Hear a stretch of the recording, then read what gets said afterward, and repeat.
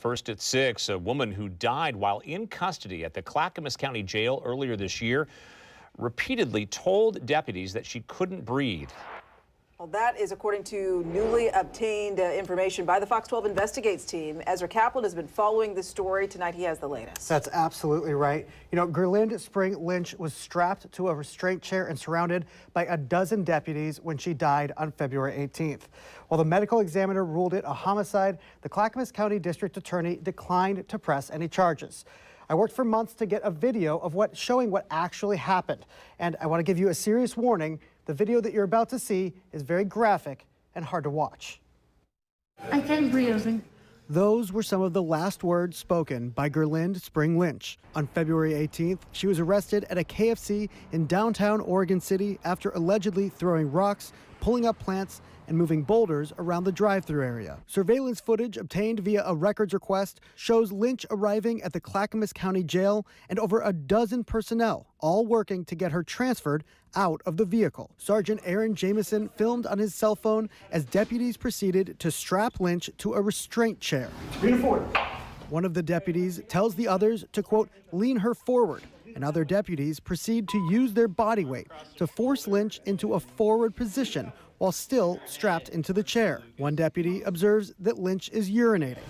Watch her sneeze, she's peeing. The sergeant seeming to provide guidance the whole time. Careful with putting her straight down like that. You don't want to put her out. After over a minute with her forced forward, Just make sure that she's still breathing. she wasn't, and a nurse couldn't find a pulse. After 30 minutes of CPR, she was pronounced dead.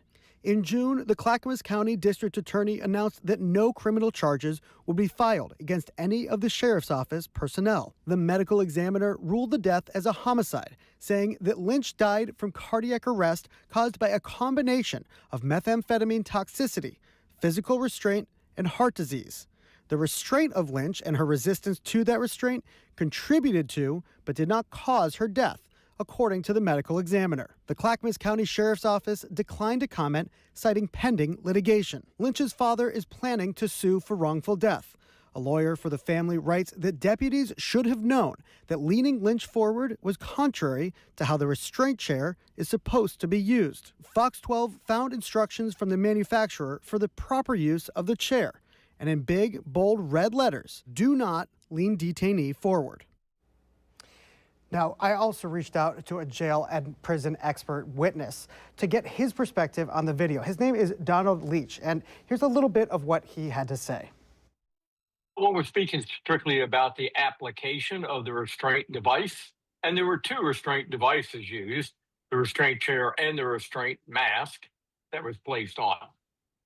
Both of those items were used appropriately and correctly based on my review of them. Please understand that when they first put that individual into the restraint chair, they didn't know the outcome like you know the outcome.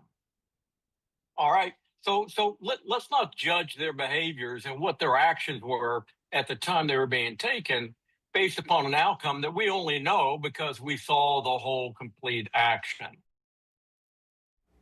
Now, the wrongful death lawsuit has not yet been filed in court, and a lawyer for the family says that they will be suing both at the state and federal level. Gerlinde Spring Lynch was survived by her mother, father, and two daughters. Reporting in studio, Ezra Kaplan, Fox 12 Oregon.